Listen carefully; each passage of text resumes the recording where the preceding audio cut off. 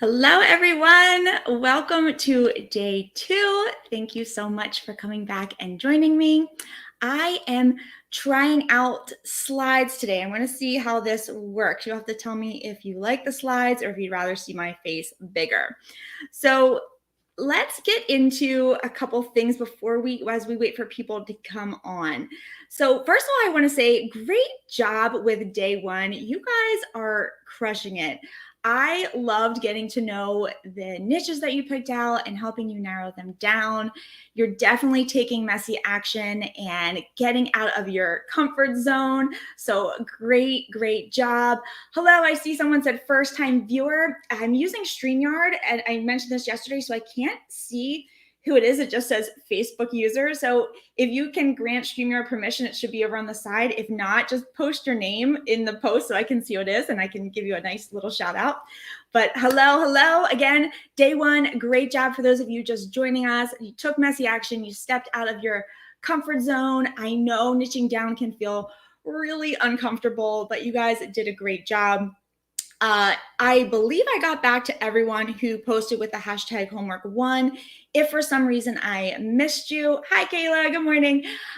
If I missed you somehow, make sure to tag me in the post so that I can get back to you.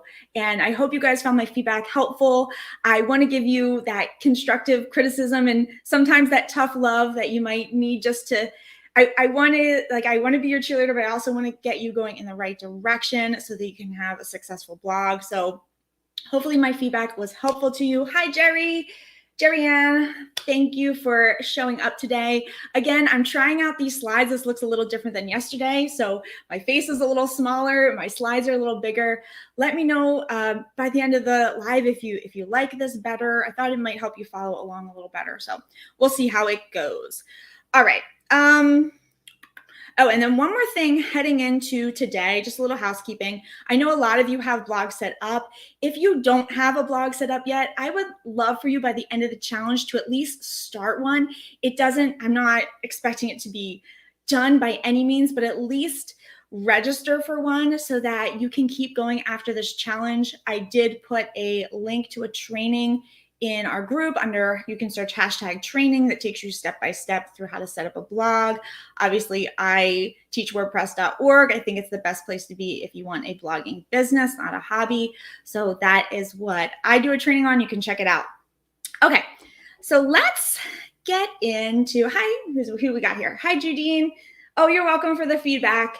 If you guys have like a big takeaway from yesterday, put it in the comments. I'd love to know, like, what was your biggest takeaway from yesterday as we move forward. Okay, let me figure out these slides here. So now I'm trying to juggle these slides and this. Let's see. Okay, hopefully that changed. Let me check here. Yes. Okay, so today is an exciting day. We're talking all about content. It's the star of your blogging business, right? It's really the core, the heartbeat of your business. You need to have content when you have a blog. And your content, it really helps you build that connection and credibility with your audience that is going to help you get money down the line, okay? So there's 3 big C's when it comes to content, right? And content is what builds your connection with people.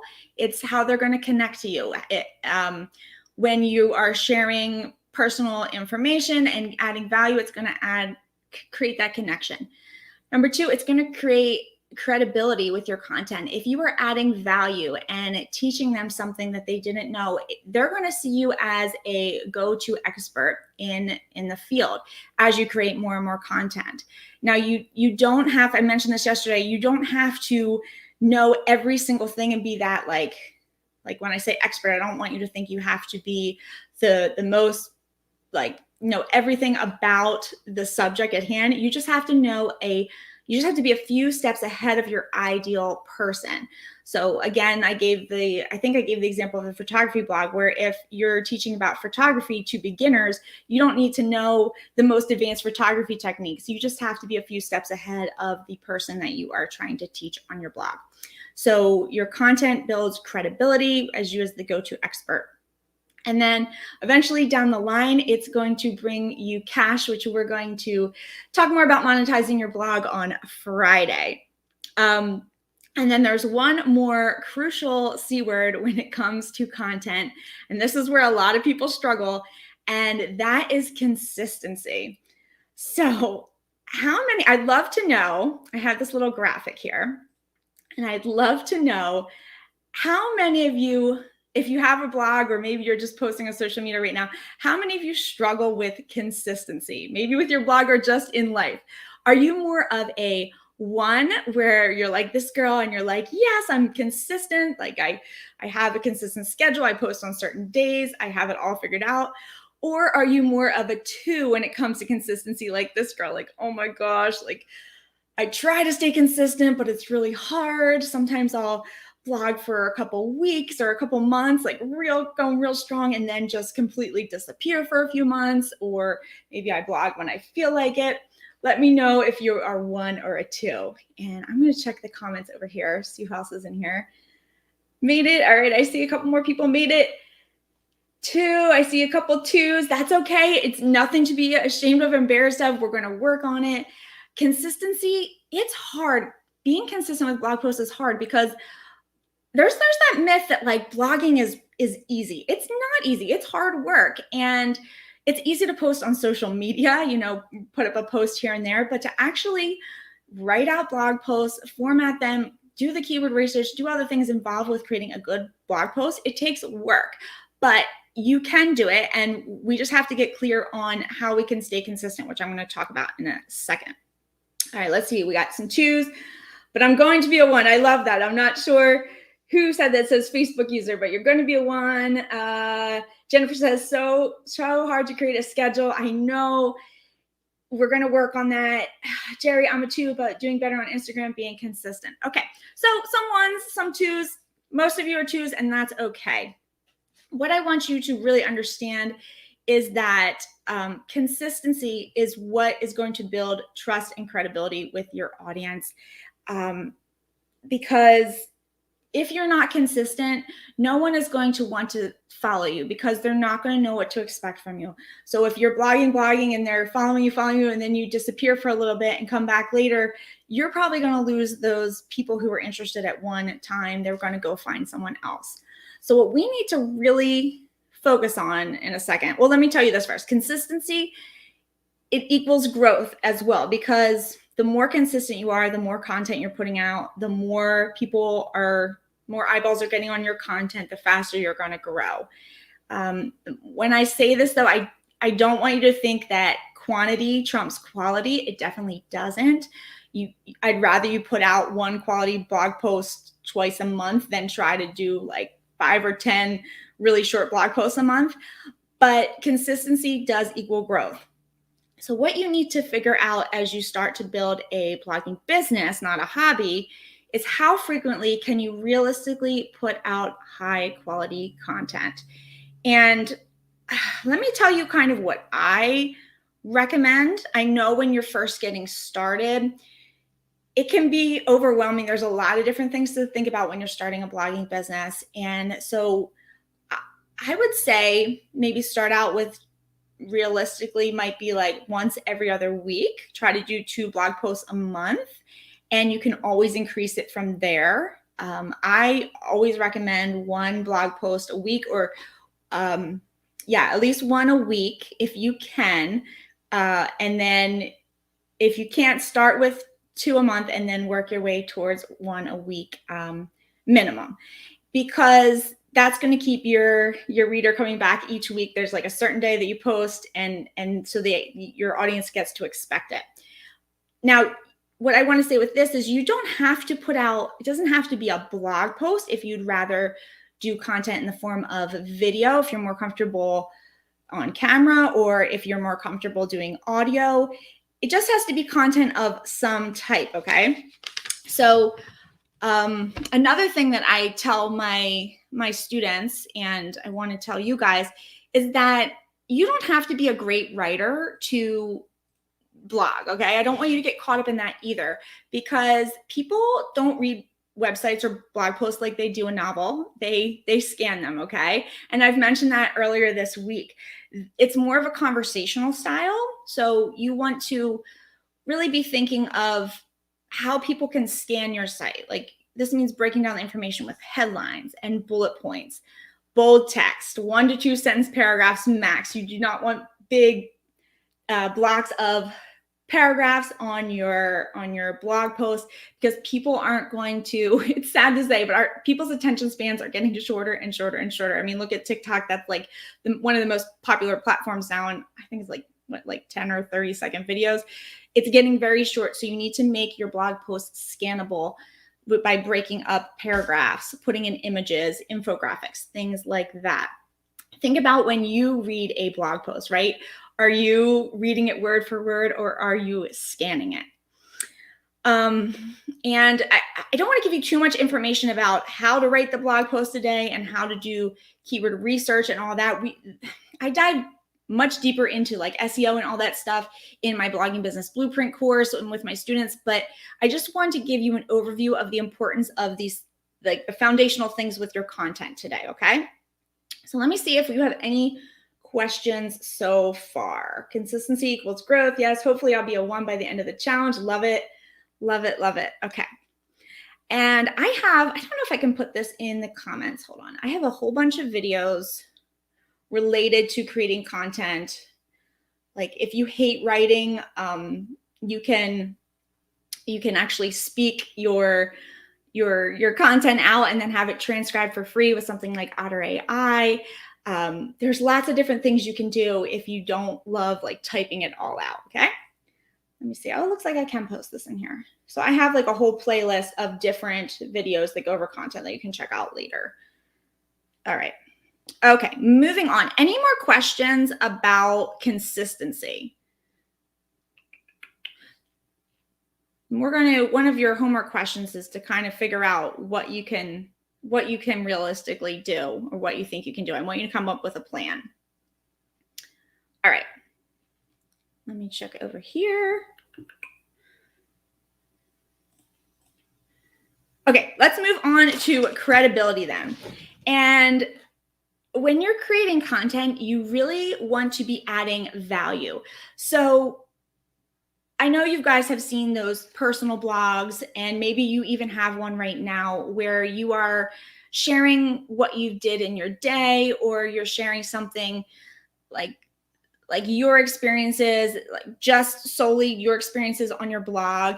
And that's okay if you're doing a hobby blog, but if you want to turn your blog into a business, you really have to be writing content that your reader is interested in, and that's going to give them value and that they're searching for. That's a big thing. To get traffic to your site, you need to be writing content that people are searching for.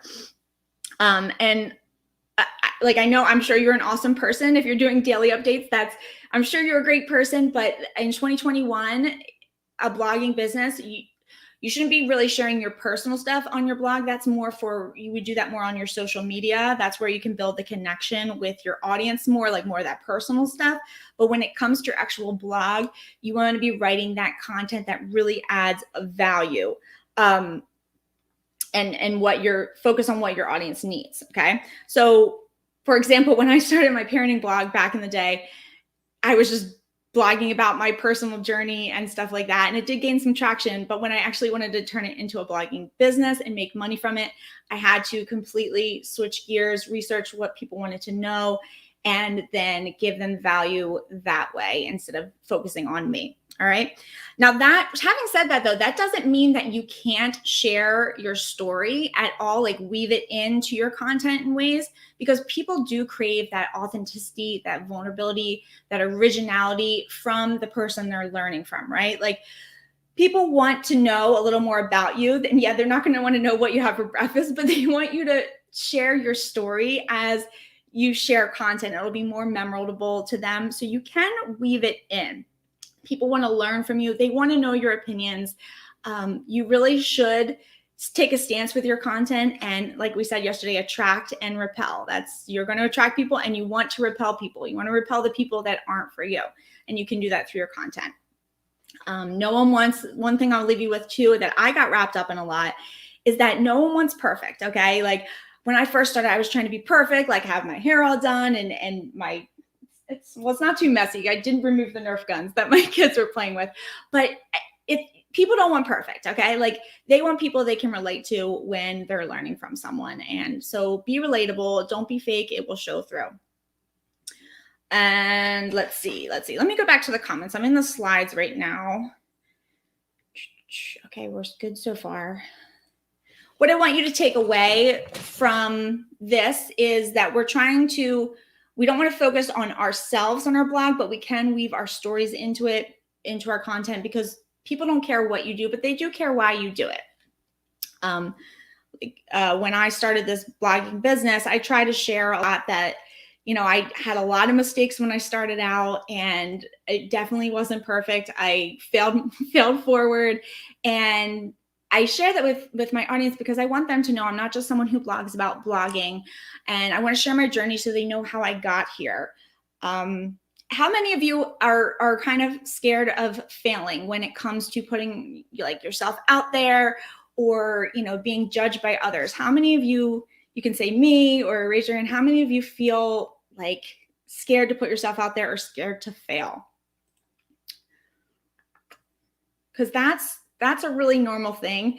But let me tell you, you are going to, Jennifer says me, you are going to fail. And that's not a bad thing. You have to look at failure as like you learn from your failure, because you're going to fail and you're going to fail a lot, but it's the lesson that you take away from it and continue growing with it that's going to move you forward. One thing that you really have to get comfortable with is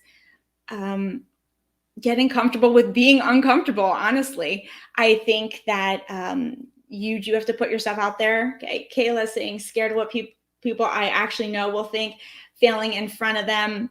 Me, I'm scared to put myself out there, like always thinking people will say. So normal. People are going to judge you whether you put yourself out there or not. But you can't let that hold you back from pursuing your dreams and doing what you want to do. Trust me, I've struggled with this as well.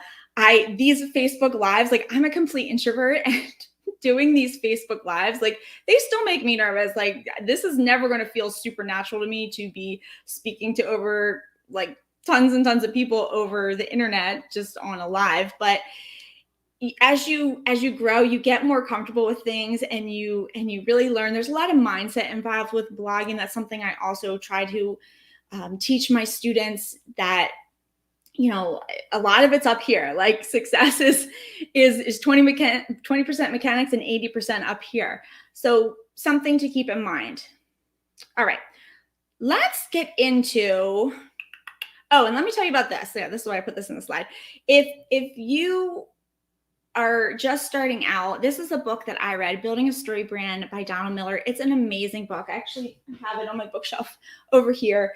It talks about, weaving your story in and helping your customer along their journey. It explains how it's about them and not you. A great book to check out if you are interested. All right. Any questions about credibility before we move on to content ideas? That's kind of like the heart of where we're going with this today. Let me check our thing. Okay, we're good. Okay, so now let's get into content ideas. So we narrowed down our niches yesterday. If you haven't done this yet, no worries. You can do it today. If you're just joining me, you can join in now. It's no problem. But today we're talking about content ideas, and we narrowed down our niche yesterday. And now we need to come up with, okay, what are we going to write about? And I like people to start out by brainstorming like 30, 40, 50 blog post ideas when they're first starting out, so that they can make sure that they have enough content to start writing about. Okay, I'm not saying write all these blog posts now, but I want to make sure that you have the ideas, because you never want to sit down at your desk or your laptop and just be like, oh my gosh, I have no idea what to write about. So a couple things you can do. Think back to when you were in the beginning stages of what you are going to be teaching now. And that's why it's sometimes good to be closer to the beginning than really far ahead when you're helping someone, because it's easier to think back. So think back to when you're in the beginning stages of what you want to teach. What questions did you have when you were first starting out? if you have an audience already, you can certainly start asking them. You can reach out to friends and family that fall into your niche, kind of figure out what questions they have, because sometimes like we're so entrenched in it that we forget certain things that people need in the beginning stages. Another way you can find content ideas is to search on something like BuzzSumo to find out what are the trending topics within your niche. You can go to Answer the Public to this is a great site, answerthepublic.com, to discover what people are talking about. So you just type in your niche keywords right here in the search, and then it brings up all the questions being asked like on the internet, like the who, what, when, where, and why of your niche. And you can copy down those ideas and get blog post ideas from them. It's a great place to start. You can also check out other bloggers in your niche, see what they're doing. Pinterest and YouTube are search engines. So you can go on Pinterest and you know how it auto-populates for you. So when I typed in keto, the top search coming up is keto diet for beginners. So that would be a great place to start. Keto dinner recipes, and write all these things down. YouTube's the same way, it'll auto-populate for you.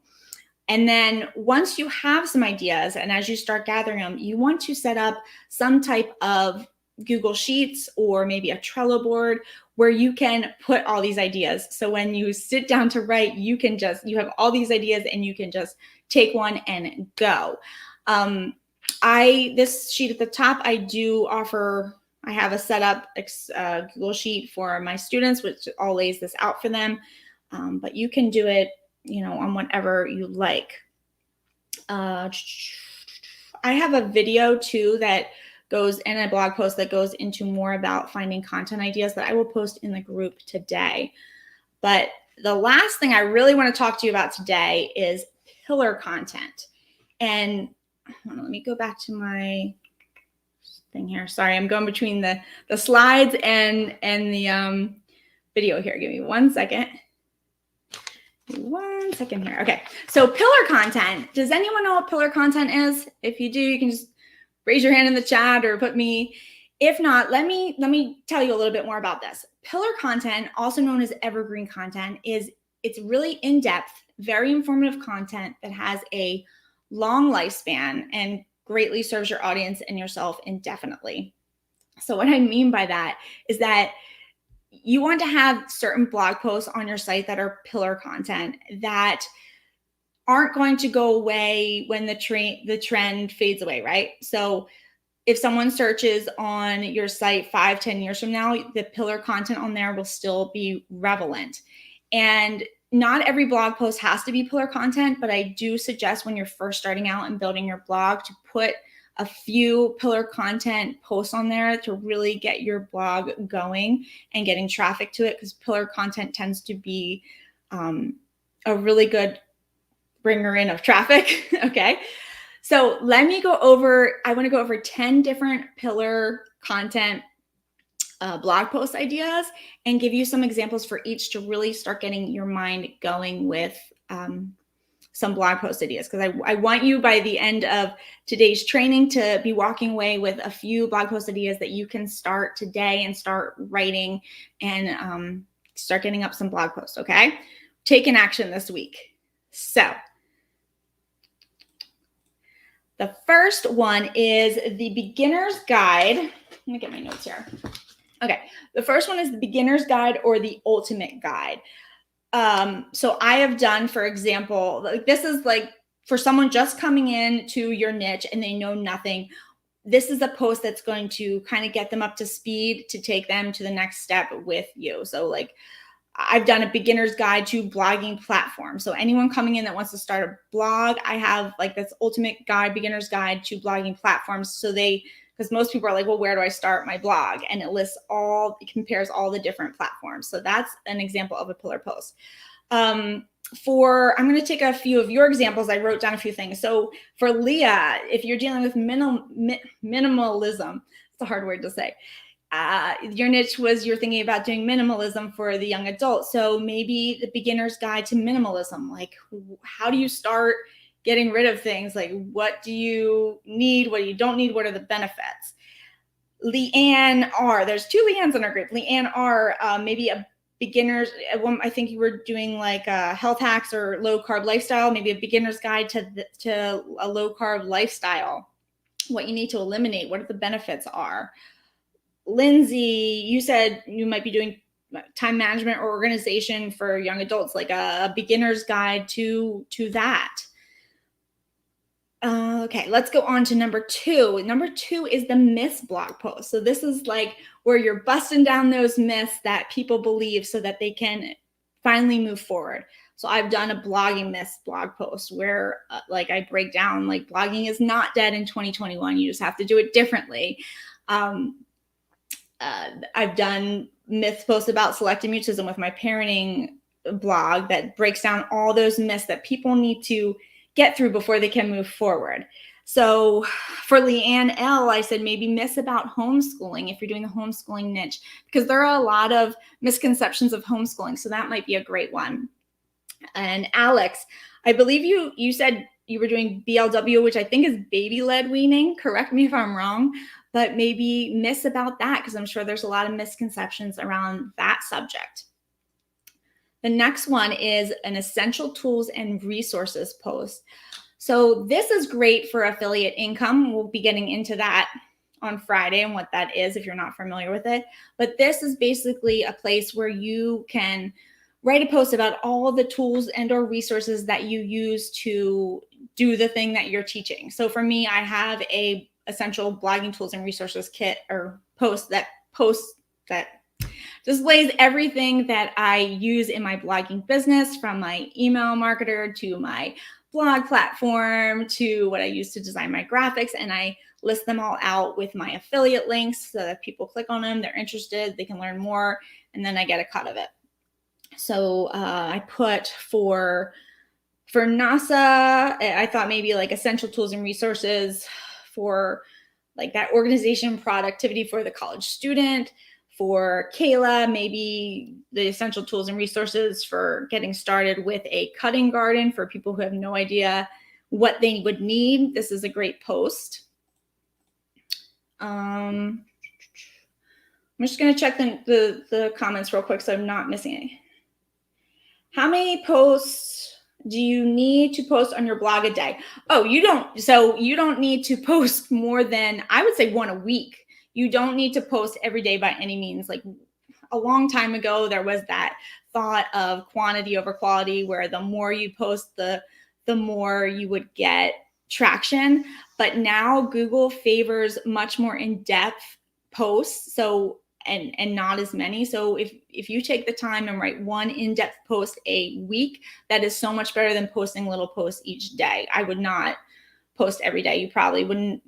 No one really has time to write an in-depth blog post every day. You can post on social media every day, but blogging, I'd say once a week, and try to be consistent with that.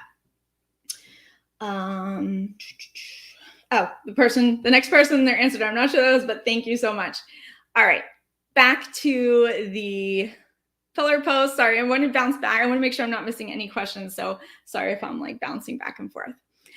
The next one is a how-to post. And this is a great one to help you build authority, because you're actually taking someone through the step-by-step how-to of something, getting them from the beginning of something to an end result. So this is one that can get a lot of traffic and can lead to sales.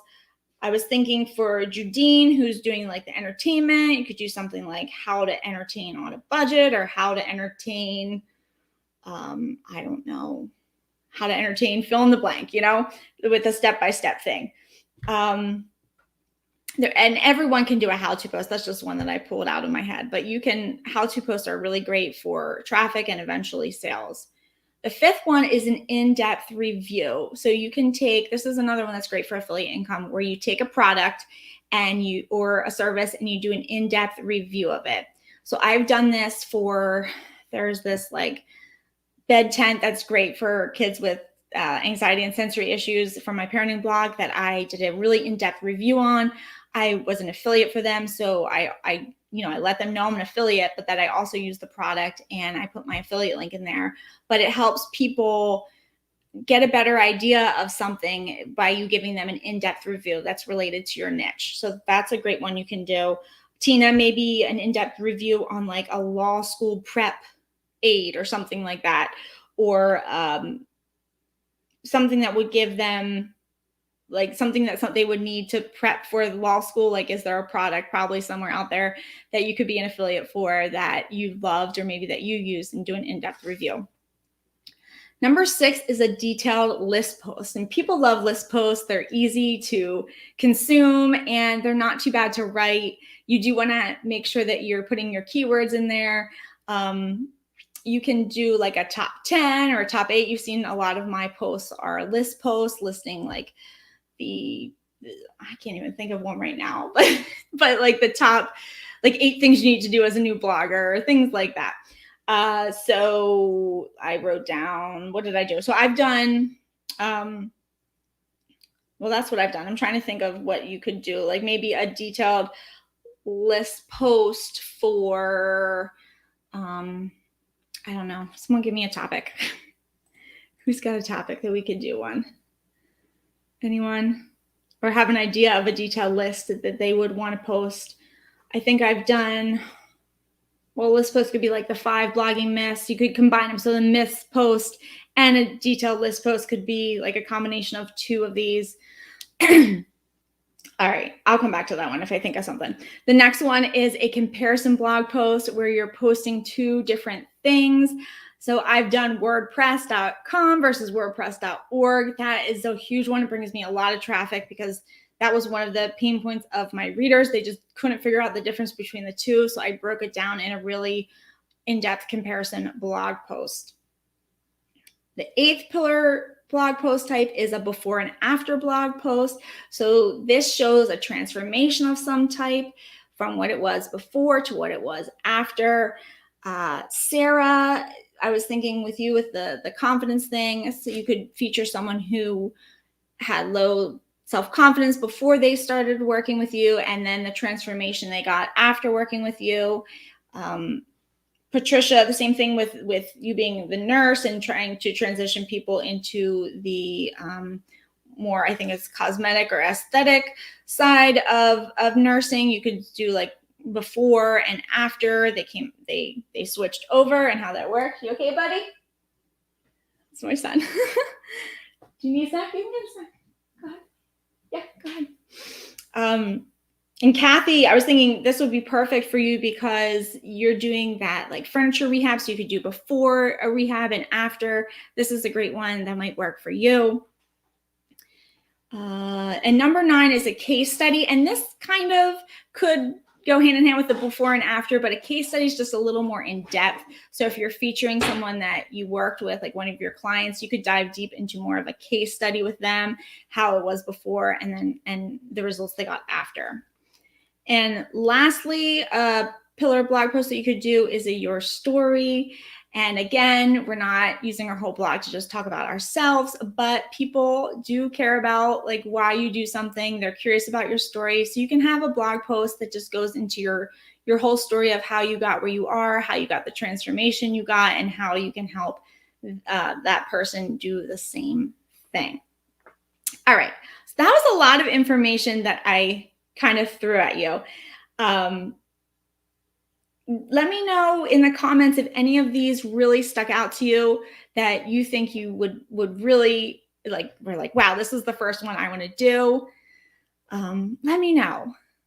I always think starting with a beginner's guide is a great one because it's a great intro post to really lay the foundation for what you're teaching, and it lets people come in and be like, okay, now that I know this, I can move forward. Rakum, awesome list. Thank you. Thank you. These are all blog posts that I've written at one point or another on this business or my other one, and they really are great for bringing a lot of traffic. Okay, so someone said the essential tools and resources post. Yep, that's a great one. Definitely good for getting started. This is very helpful. Thanks. Oh, I'm so glad, Jerry. I'm so glad. Do you go by Jerry or Jerry Ann? I'm not sure. You can let me know. All right. So For homework for day 2, I want you to read and review. I have a blog post with a video in it, 10 essential blog posts every blogger needs on their site. I do go in a little more detail if you want to check that out. And then I want you to choose 3 pillar post ideas that you want to start writing about. You don't need to write them this week, but I want you to take that messy action, start making that list. I would love for you to make a list of like 40, 50 different blog posts, not all pillar, but choose at least 3 pillar ideas to write about in the future and post them on our page. And then number 2, I would love you to share a personal story below and tie it into your niche to illustrate a point or teach a lesson. And this can just be like a quick blurb, something that you've experienced that has helped you, gives you credibility to teach what you teach. And lastly, based on what I taught today, how frequently are you going to commit to creating content? Like really sit down, come up with a schedule that will work for you, that you can really realistically do. Like if you work full time or you're a parent to young children, obviously posting every single week might not work for you at this stage in your life. See what works for you. Everyone's going to be different and everyone's decision is okay as long as you stay consistent with it.